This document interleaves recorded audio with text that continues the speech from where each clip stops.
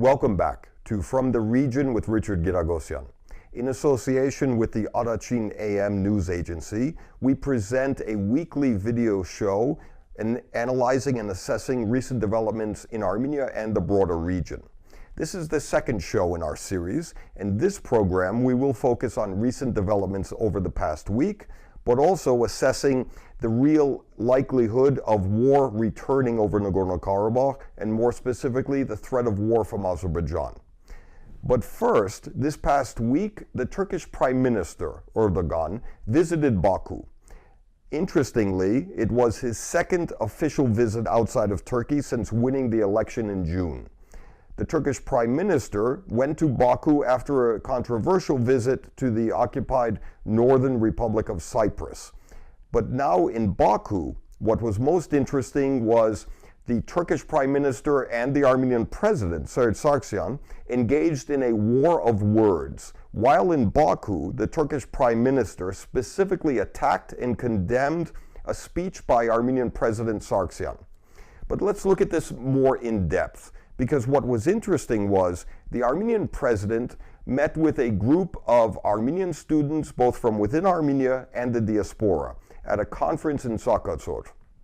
During the question and answer period, President Sargsyan was asked about the outlook and the fate of Western Armenia, specifically Armenian lands in current Turkey, including Mount Ararat.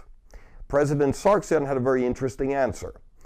Because the audience was largely young students, the Armenian president explained that his generation, it was their main task and responsibility to defend Nagorno-Karabakh against Azerbaijani attacks, persecution, and to secure the security and freedom of the Armenians of Nagorno-Karabakh. The Armenian president noted that his generation succeeded in fulfilling their responsibility. President Sargsyan also made it clear that the fate of Western Armenia, Mount Ararat, etc., is now in the hands of the next generation, the students that were represented in that meeting. What was interesting was the Turkish reaction. In many ways, it was, again, yet another test of Armenia's strength by Turkey. Turkey has several times continued to probe and test and even challenge Armenian leadership in terms of how strong or how weak the Armenians would be in the face of Turkish challenges. What was interesting was it became a war of words, where even during the visit to Azerbaijan with the Turkish president, Azerbaijan's own president, Ilham Aliyev, engaged in his own attacks and condemnation of the Armenian president. In fact, President Aliyev of Azerbaijan compared Armenia and Turkey to an elephant and an ant, and condemned Armenia's justifiably raising the issues of historic Armenian lands and possessions in current Turkey. What is interesting about this war of words, however, is that it also reflects a shift in Azerbaijani policy and strategy. This is interesting because for many years regarding Nagorno-Karabakh, Azerbaijan has pursued a war of diplomacy, engaging Armenia, fighting over Nagorno-Karabakh in terms of diplomacy, in terms of the United Nations resolutions within the OSCE Minsk group. But what's notable is a shift in the Azerbaijani strategy, away from a war of diplomacy to adopting a more recent diplomacy of war, using military attacks and using threats of war against Armenia and Nagorno-Karabakh to increase pressure and leverage on Armenia. What's interesting about Azerbaijan's newer strategy about a diplomacy of war, they're also using the threat of war to increase pressure on the Minsk group and the international community. This stems from three factors. First is that Azerbaijan is very frustrated by a lack of progress from within the Minsk group peace process. Second, Azerbaijan feels very much betrayed by Turkey from the normalization effort between Turkey and Armenia. The third factor, however, is that Azerbaijan is now using military attacks and direct pressure to challenge and to break the situation on the ground. In other words, to question and overturn the status quo. But let's look at this more in depth. For example, how serious is the military threat of war from Azerbaijan? And from a military assessment perspective, what's interesting is if Azerbaijan declares war on Armenia or Nagorno-Karabakh, it actually knows it will lose militarily. The Armenian and Nagorno-Karabakh military position is essentially defensive in nature. Its military advantage stems from a superior quality of morale and combat readiness. What Azerbaijan is in danger of, however, is actually overestimating their own military strength. In other words, we're not as much concerned about a declaration of war or by official decision, but there's a real threat of war by accident based on strategic miscalculation, where Azerbaijan starts using limited military attacks in skirmishes that can spiral out of control, erupting in a broader war, and even bringing in regional players. So the threat of war by accident is actually much more real, and it's based on a misperception and the danger of miscalculation by Baku. And what's interesting is, for many years, Azerbaijan has been significantly increasing its defense spending. Billions of dollars every year are going to defense spending in Azerbaijan. But what's most interesting is, it's not the figures or the increase in investments in military. What's most important is where the money goes and how it's used. And in Azerbaijan, the military, the armed forces of Azerbaijan, is still very much the center of corruption. In other words, despite the increased defense budgets, little of this money has really gone to procurement or to purchasing real modern weapons. This has changed, however, making the threat significantly more real.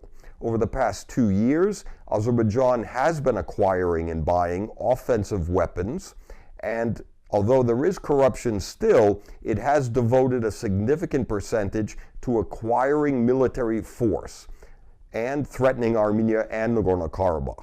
We also see Azerbaijan pursuing military alliances and deals with a number of new countries.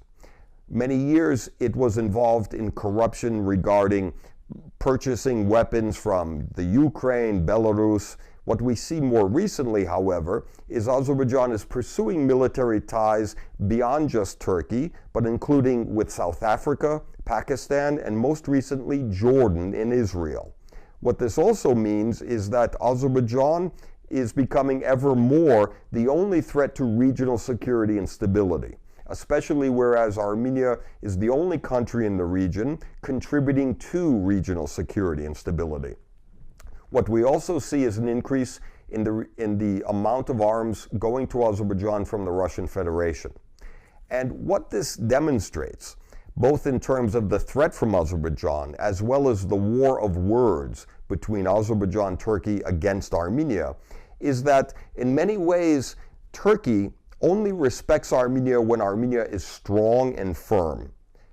Interestingly, Azerbaijan as well seems to only respect strength. That's why it's also more imperative for the Armenian government side to be ever more resolute and strong in its diplomacy, as well as its foreign policy. And what's interesting is Russia also seems to only respect strength. And in the relationship between Russia and Armenia, unfortunately, there's not enough symmetry. In other words, Armenia seems to have made a strategic mistake by underestimating Armenia's importance to Russia, and also by overestimating Russia's importance to Armenia. For example, Armenia is the only reliable ally for Russia in this region, and the only country to host a Russian military base. But what's interesting is the dynamic of the relationship, or the asymmetry of the relationship. In other words, the Russian base in Armenia, for example. From an Armenian perspective, it's an important deterrent, yes. But what's important is the terms of the relationship, as demonstrated by the Russian military base, are not very fair and certainly not respectful to Armenia. It is the only Russian base in the world where the local government, Armenia, doesn't receive any rent or payment from the Russian Federation. Unlike Kyrgyzstan and even Azerbaijan, where Russia actually pays millions of dollars to have a base or a presence in those countries. In the Russian base example in Armenia, The Armenian government chose not to charge any rent for this base. What's more insulting to Armenian sovereignty, however, is that Armenia is even forced or compelled to pay for the cost of the Russian base in Armenia. The electricity, the telephone, the water. This is a confirmation or a demonstration of the lack of symmetry or respect in the relationship. But what's also important is if we look at the pattern of attacks, military attacks by Azerbaijan, and if we look at the pattern of political attacks by Turkey against Armenia and Nagorno-Karabakh, to analyze the timing reveals something interesting. That is, many of the attacks, the military attacks by Azerbaijan, were actually timed with the perception of weakness within Armenia. What's good now, though, is that perception has changed. Armenia looks and is a lot stronger than it once was. And the external perception of strength is most notable in what's going on now in Armenia, the dialogue. There's a dialogue between the Armenian National Congress, the opposition, and the Armenian government. This dialogue of Davids, the dialogue of David Harutyunyan on the government side and David Shanazadyan on the opposition side, are the two brightest individuals within this dialogue. This dialogue of the Davids also promises to not only show Armenia's opponents and enemies that it is much stronger internally than they perceived, but also has the grounds to give us hope for greater national reconciliation after March 1st. In other words, the dialogue in and of itself is important because both the government and the opposition have learned something and have modified their stands. The government has learned it's better to engage the opposition. It's better to actually work with the opposition in pursuit of greater democracy.